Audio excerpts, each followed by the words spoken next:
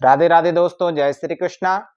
पिछली वीडियो में आपने भगवान की कितनी प्रदक्षिणा किस देवता की करनी चाहिए, किस भगवान की कितनी प्रदक्षिणा होती है, वह आपने जाना। उसी के संदर्भ में आपने पुष्पदंत गंधर्व की कथा को सुना था। अब हम उस कथा को विस्तार से बतलाते हैं, कैसे पुष्पदंत ने भगवान शंकर के निर्माल्य का उल्लंघन करके बड़ा ही दुख पाया।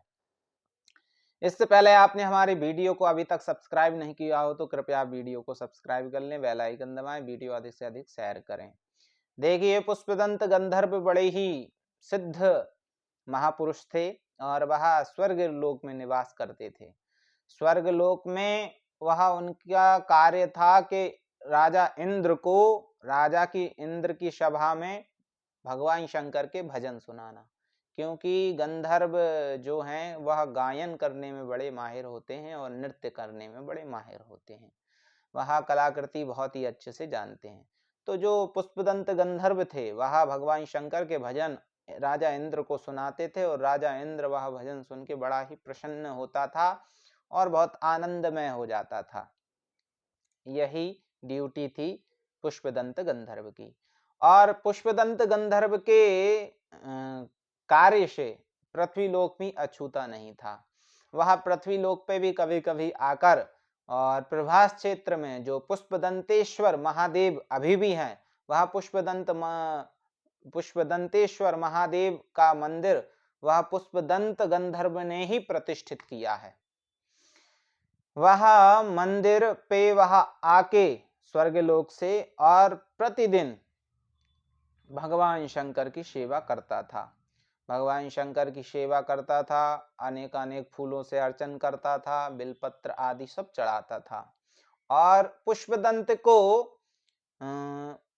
फूल बड़े प्रिय थे और वह पुष्पदंत को जो प्रिय था वह शंकर भगवान पे वही वस्तु चढ़ाता था। जैसे फूल ज्यादा प्रिय थे तो अनेक अनेक प्रकार के भगवान शंकर पे फूल पुष्पदंत चढ़ाता था और बड़ा प्रसन्न होता था। वह शंकर जी का भक्त जो ठहरा, बड़ा ही भक्त था शंकर जी का। भगवान शंकर जी का फूलों से श्रृंगार करता था। एक दिन वह चित्ररथ राजा की नगरी के पास से आकाश मार्ग से गुजर रहा था। उसी समय उसने उद्यान देखा। महल के पास में एक वाटिका थी जिसका पुष्प वाटिका थी। वह चित्ररथ राजा की वाटिका थी। वह चित्ररथ राजा भी भगवान शंकर का भक्त था और भगवान शंकर के पूजन के लिए उसने यह वाटिका बनवाई थी कि वहां से फूल प्रतिदिन आएंगे और मैं शंकर भगवान की पूजा करूंगा। लेकिन एक दिन जब गंधर्व पुष्पदंत की नजर वाटिका पे पड़ी तो वह वाटिका में सुंदर सुंदर फूलों को देख के बड़ा प्रसन्न हो गया और मध्याह्न काल में ही भगवान शंकर की पूजा के लिए उसने फूल ले लिए। उस समय पर माली सो रहा था, दोपहर के समय आराम कर रहा था और फूलों को तोड़ के आकाश मार्ग से पुष्पदंत तो चले गए प्रभास क्षेत्र और भगवान शंकर की पूजा करने लगे। वह पूजा से भगवान शंकर बहुत प्रसन्न हुए और पुष्पदंत जब उन फूलों से श्रृंगार किया भगवान शंकर का, तो पुष्पदंत ने देखा कि शंकर भगवान कितने सुंदर लग रहे हैं। वह पुष्पदंतेश्वर महादेव बहुत सुंदर लग रहे थे। तो क्या किया पुष्पदंत गंधर्व ने, हर दिन प्रातः काल पहले ही किसी के फूल तोड़ने से पहले ही 4 बजे 3 बजे जाता आकाश मार्ग से और फूल तोड़ के लेके आ जाता। अब चित्ररथ राजा की पूजा अधूरी रह जाती। चित्ररथ राजा बड़ा ही दुखी हुआ कि भगवान महादेव की पूजा मैं नहीं कर पाया, अर्चन नहीं कर पाया, बड़े दुख की बात है। तो चित्ररथ राजा ने अपने माली को फटकारा, तुम क्या करते हो, कहाँ फूल चले गए? प्रतिदिन तो पहले तो काफी फूल आते थे, अब फूल नहीं है। तो राजा ने जब माली को फटकारा और डांटा तो माली कहने लगा कि हम तो देख रेख बहुत अच्छे से करते हैं और पुष्पों की जो कली आती है वह भी आती है, लेकिन फूल जब खिलने की बारी आती है सुबह सुबह, वह फूल अपने आप गायब हो जाते हैं कली सहित। कोई फूलों को चुरा रहा है महाराज। तो सैनिकों को लगा दिया वाटिका में, सैनिक खड़े हो गए, 24 घंटे पहरेदारी करने लगे। लेकिन पुष्पदंत गंधर्व सिद्ध थे और शक्तियां प्राप्त थीं, तो वह गुपचुप माने अदृश्य अवस्था में आकर, जिसको कोई ना देख पाए, ऐसे अदृश्य अवस्था में आकर फूलों को तोड़कर ले जाता हर दिन। राजा बड़ा दुखी, राजा की पूजा अधूरी। तो राजा ने अपने कुलगुरु से मंत्रणा की, मंत्रियों से मंत्रणा की और कुलगुरु से पूछा कि इसका क्या निवारण है। तब वहां कुलगुरु ने बताया, राजपुरोहित जो थे वह उन्होंने बताया कि कोई भी गंधर्व राक्षस आपके फूल जो तोड़ के ले जाता है, उसके लिए एक ही उपाय है कि भगवान शंकर का जो आप फूल पत्री आदि चढ़ाते वह निर्माल्य आप वाटिका के चारों तरफ बिछा दीजिए। जैसे ही किसी भी राक्षस या देवता की उस निर्माल्य पर पैर पड़ेगा, उसको उलांगेगा, तो उसकी शक्ति वहीं नष्ट हो जाएगी और वह जो अदृश्य अवस्था में आता है वह दिखने लगेगा। ऐसा ही हुआ, निर्माल्य को बिछा दिया वाटिका के चारों तरफ। जब देखा और बिछा दिया तो पुष्पदंत तो प्रतिदिन की हर दिन की तरह आते और सुबह पुष्प तोड़ने के लिए।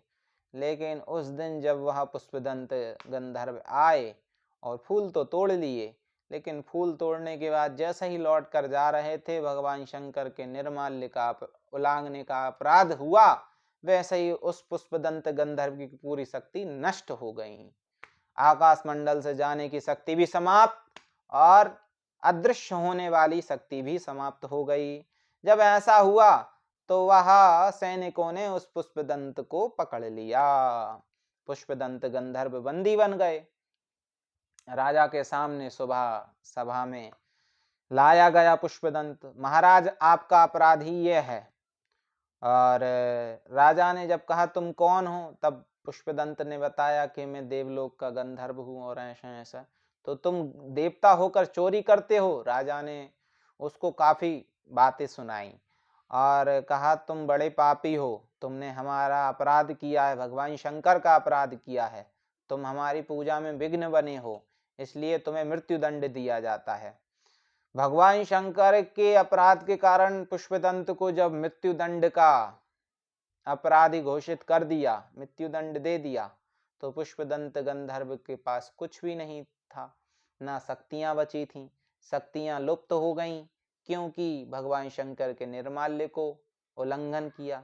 जो भगवान शंकर के निर्माल्य का उल्लंघन करता है उसके पुण्यों का नाश हो जाता है, उसके जो पूर्व जन्म के कोई भी पुण्य होते हैं उनका भी नाश हो जाता है। इसलिए निर्माल्य को उल्लंघना बड़ा ही अपराध है। तो पुष्पदंत ने क्या किया, भगवान शंकर से ही प्रार्थना की कि अब तो मृत्यु दंड मिलना ही है, राजा ने घोषणा कर दी है, सजा सुना दी है, तो अब क्या करना चाहिए? भगवान शंकर को ही याद करना चाहिए, आखिरी समय में वही हमारे आराध्य हैं। तो वह पुष्पदंत गंधर्व निर्मित महिम्ना स्तोत्र की उत्पत्ति हुई उसी समय।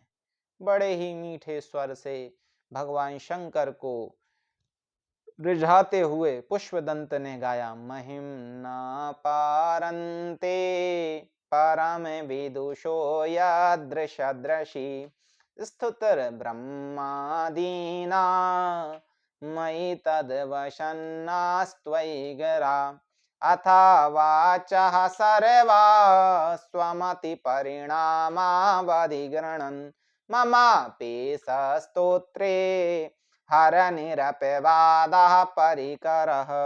इस प्रकार से 43 श्लोकों में पुष्पदंत ने सुंदर स्तुति भगवान शंकर की गाई और उसी स्तोत्र को सुनकर भगवान शंकर प्रकट हो गए सभा में ही। और राजा के सामने जब प्रकट हो गए तो राजा भी अपने सिंहासन से दौड़कर आया, भगवान शंकर के चरणों में गिर गया और भगवान शंकर से प्रार्थना करने लगा, प्रभु हमें क्षमा करें। और भगवान शंकर ने सभी को अभयदान दिया और सबको आशीर्वाद दिया और पुष्पदंत के विषय में कहा कि ये मेरा परम भक्त है, इसे राजन तुम मृत्युदंड मत दो। इसने मेरी पूजा करने के लिए आपके यहाँ फूलों का, आपके यहाँ सुंदर सुंदर फूल देखे इसलिए इसने यह चोरी की, लेकिन यह मेरी पूजा के लिए इसने चोरी की, इसलिए इसका अपराध नहीं होता है, तुम इसको माफ कर दो। भगवान शंकर की आज्ञा पाकर चित्ररथ राजा ने पुष्पदंत को मुक्त कर दिया। इस प्रकार पुष्पदंत की यह कथा हमने आपको सुनाई। जो भगवान शंकर के निर्माल्य का उल्लंघन करने से जो अपराध हो जाता है, वह अपराध बड़ा ही दंडनीय और घोर दुखमय होता है। ऐसा पुष्पदंत के साथ हुआ, हमारे साथ ना हो, इसलिए हमें सावधान रहना चाहिए और भगवान शंकर के निर्माल्य को कभी भी नहीं उलाकना चाहिए। जय श्री राधे, जय श्री कृष्ण।